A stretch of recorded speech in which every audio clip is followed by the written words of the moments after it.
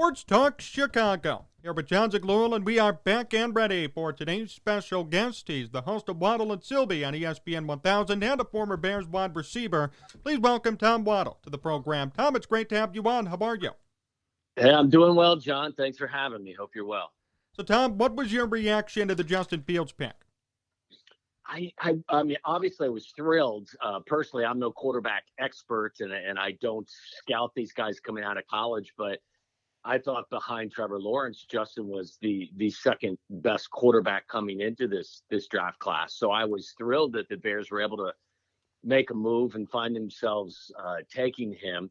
I like the way that things transpired. You know, look, there's been a lot of conversation over the last several years about Ryan being impatient and doing some hasty things and ultimately giving up too much for what he was getting. And I thought this time he and Matt Nagy allowed the market to come to them. Things unfolded perfectly, and they stepped in and they did something that I think obviously will bode well for them. And I think it's something that has certainly energized the fan base. So, yeah, I think the drafting of Justin Fields has provided some enthusiasm for an otherwise pretty bleak prospect for Bears football. I think everybody's opinion and everybody's optimism has probably changed.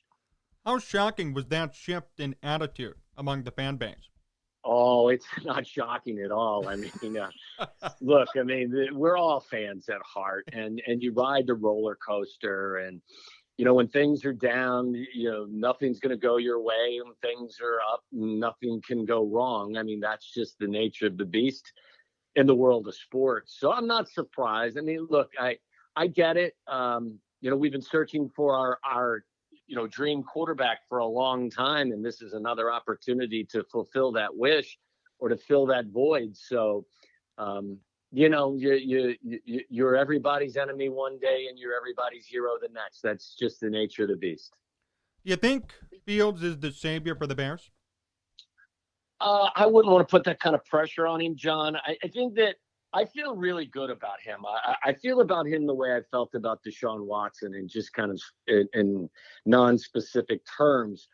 Deshaun played on the biggest stage under the brightest lights against the best competition and excelled. And I think you can make the same evaluation of Justin Fields. I don't think he was ever overwhelmed at Ohio State. I think he played exceptionally well in the biggest moments. I think that there should be a lot of optimism. I don't think he'll be overwhelmed, but then you have to look around the league, and over the course of the last 25 plus years, it's just really hard to project whether or not a first round quarterback will turn into that kind of guy. Look back, I think it was 2006 when Jay Cutler was drafted by the Denver Broncos 11th overall. And the two guys drafted ahead of him were Matt Leinart and Vince Young. And neither of those guys panned out. Jay did to a certain degree. So there are no certainties. I do believe that he has a chance to be the guy that leads us out of this quarterback desert. But it's just you just can't put that kind of expectation on anybody. There are just too many variables. But I with that said, listen, I don't want to leave you the impression that I'm skeptical. I'm not. I'm very optimistic. I'm just also a realist when it comes to this game in that position. Let me ask you this. Is he better today than any quarterback on the roster, knowing he has no NFL reps yet? Is he better? I think he's got the most talent. I mean, look, Andy Dalton's not a guy that's going to make everybody feel warm and fuzzy. I get it. But Andy Dalton's got a nice career. It's hard to be an elite quarterback in this league. I say this to people all the time. Everyone who wants to give the Matthew Staffords of this world, or the Matt Ryans, or even the Kirk Cousins of this world, these guys can't. Listen, that position is enormously difficult to play. And guys that play it at a high level, you have to acknowledge it. Are they those guys I mentioned elite? No. There's only a couple of elite quarterbacks. There's Aaron Rodgers, there's Tom Brady. When Drew Brees was playing and younger, he was elite. There's Patrick Mahomes, obviously. I think Deshaun Watson's close to that category. And I think Russell Wilson has been there for a long time. So I guess the moral of my story is it's hard to be really, really good at that position. So I give Andy Dalton credit for the career that he's put together. I do believe Justin Fields has got a higher ceiling. Andy helped the Bengals get to 4 or 5 playoff spots, never won a playoff game, but Andy Dalton had a nice career in the NFL. My hope would be that Justin Fields, when all is said and done, will have a more impressive career than Andy Dalton. So I think he's got the most talent, but there are some things that he's going to have to learn along the way. And now a word from our sponsor, True Classic Tees. Are you tired of boxy t-shirts that just won't get the job done? What about ones that feel too big and uncomfortable? I have that problem a lot. Thanks to True Classic Tees, though, those problems are over. See, I'm wearing one right now. Very comfortable, double-stitched for endurance, and custom-made to fit your dimensions. And get this, a portion of every sale goes towards helping homeless vets get off the streets. So you're helping out our veterans, and you're buying quality material from a great independent company. Listeners of this program get a discount, too. Use John10, that's Jon10, to get 10% off your next purchase. Go to TrueClassicTees.com, that's TrueClassicTees.com, or find the link in the description of the video. True Classic Tees, top clothing at a good cost. Tom Waddle here on Sports Talk Chicago. Tom, should Fields be the Game 1 starter? I think John Hill determined that. I would hate to just, make a blanket statement. Oh, yes. I know some people, people feel strongly that he shouldn't. Some people feel strongly that he should. I think, what is it, June? It's early June. It's June 1st today. So I think it's silly for me to tell you, oh, yes, he has to start. Well, what if he gets to camp and for whatever reason, the acclimation process has taken a little bit longer than they had hoped. Maybe, he doesn't really feel ready to go. Well, then you shouldn't force him into that position. This isn't an Andy Dalton thing to me. Andy will be ready to go week 1. To me, it's about Justin Fields. I mean, even if Andy Dalton comes to the preseason and doesn't look good, I don't immediately turn to Fields unless Fields is ready. So to me, it's not an Andy Dalton issue. This is a Justin Fields issue. They're in the catbird seat with regard to when they can play him. I don't think they have to rush him. I do believe that there will be a competition, and I've told anyone who will listen, look, if Justin Fields proves to you by the start of the regular season that he's mastered this offense as much as you can until you've played a regular season game, and he's not overwhelmed in the slightest, I have no problem with him starting. If you don't think he's ready, great. You have an accomplished backup in Andy Dalton that you can trust. There's several paths in this league to getting on the field as a young quarterback. You could take the Russell Wilson path. Look, I think they signed Matt Flynn in Seattle to a pretty good free agent contract. We're expecting him to start, and they were going to bring Russell along slowly, and Russell went to camp and beat Matt Flynn out, and he started day 1. Patrick Mahomes is a guy that didn't play at all in his rookie season until the last game of the year. In that situation, Alex Smith was having a Pro Bowl caliber season and had a quarterback rating of like 105. So they had the luxury of going that route. I just don't want to, I just personally, I don't feel the urge to say, no, he has to sit, or yes, he has to play. I think Justin Fields will dictate that. Are there any benefits in him sitting for the first couple of games and learning off the bench? Oh, I think certainly. I mean, to see the game from the sidelines sometimes can benefit you. Again, if you're struggling with some of the basics, look, it's new football. I mean, the language of football is the same, but there's different jargon and, being under center, calling plays in a huddle, getting up at the line of scrimmage, identifying the Mike linebacker, going through all that stuff. It takes a while to get, comfortable with all of that. So, I think that you take your time with it. If you've mastered it, you go ahead. I mean, Kyler Murray started day 1 for the Arizona Cardinals, and I don't think that he has been negatively affected by starting too early. But can you learn from the sideline? Sure, you can. Ultimately, I think you learn, your best learning experience is actually being under center, but you can learn some things. I mean, it's like e-learning. My kids they're adults now, but my youngest is 17. Look, she's going to learn better at home on a Zoom call. She's going to learn better at school in the classroom. I think the same is true. The comparison is the Zoom call standing on the sideline. the being in the classroom is actually being under center. I think that's where you'll learn most. But yeah, you can see some things. You can get a perspective that can be beneficial to you. Do you trust Matt Nagy in developing Fields, especially after how things went these past couple of years with Trubisky? Well, there's the 64,000 or 64 million or 64 trillion dollar question, however you want to quantify it. I feel better about this relationship than the previous relationship. I've told you in the past, look, I thought it was a relationship he had with Trubisky that didn't work. And the majority of that, in my opinion, goes on the quarterback and the limited skill set.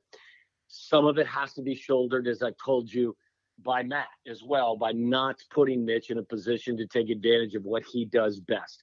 I thought there were moments where Matt was stubborn and wanted Mitch to play in his system. And I thought that didn't work out for either guy particularly well at times. This is Matt's pick.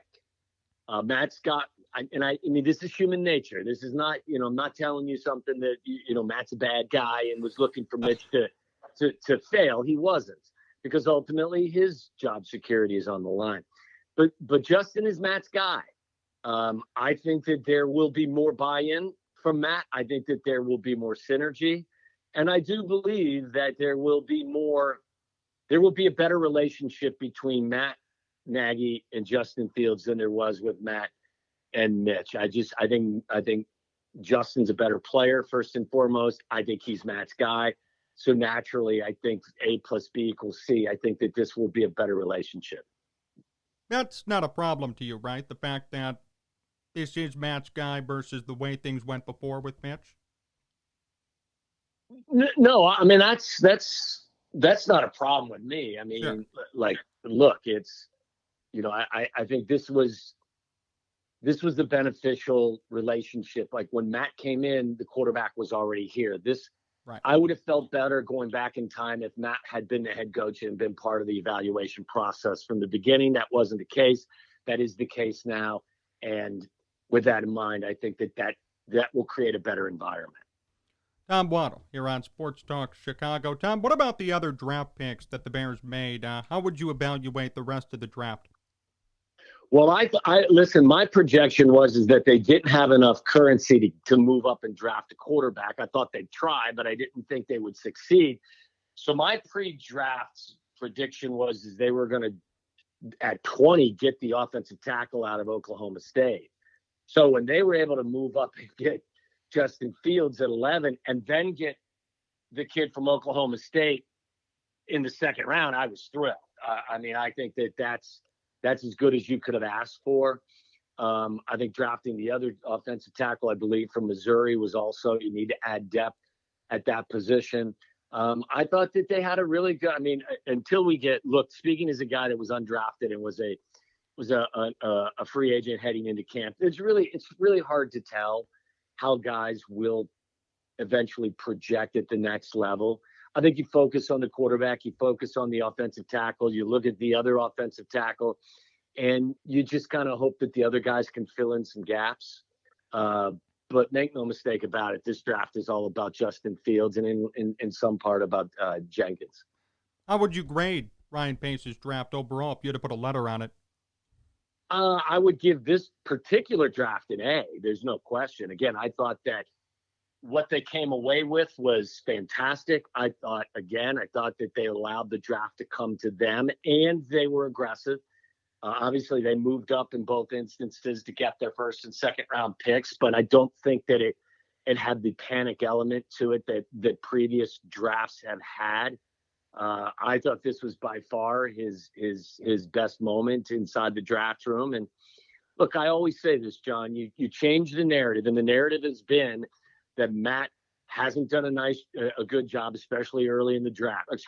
Ryan hasn't done a nice job in the draft, especially in early rounds, and that Matt hasn't developed quarterbacks. Those are fair narratives. And the only way to change those narratives is to change the narrative, as silly as that sounds. Be better at the job. I think Ryan Pace can change the narrative if this draft class turns out to be something special. And I think if Matt can develop Justin Fields, the narrative about him being a quote unquote quarterback whisperer will change. You change the narrative by changing the narrative. So they've got an opportunity, I think now, both of them, both Ryan Pace and Matt Nagy, to change how the NFL universe and the Bears fans feel about them both. Is a playoff appearance important this year, do you think? To their job security, I say no. I'm in the minority there. I mean, I said prior to the draft, I didn't think either guy was truly on the hot seat. I've talked to some people that, let's just say, have a lot of knowledge that disagree with me, but I disagree with them. So I still believe there's more. I believe there's more job security there than others believe. I don't think. I was talking to a good friend of mine in the industry, and we had this discussion about whether or not Matt and Ryan were on the hot seat. And I said no. He said yes.